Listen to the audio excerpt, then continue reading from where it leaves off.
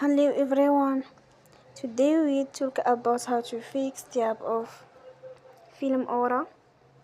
We will go to settings. Then we click on apps.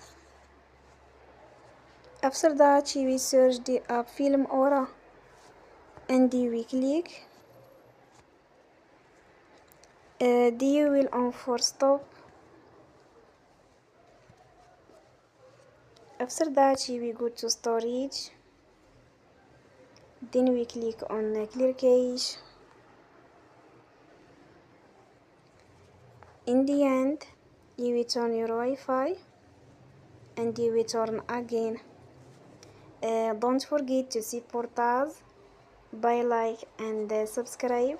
See you next time and thank you for watching.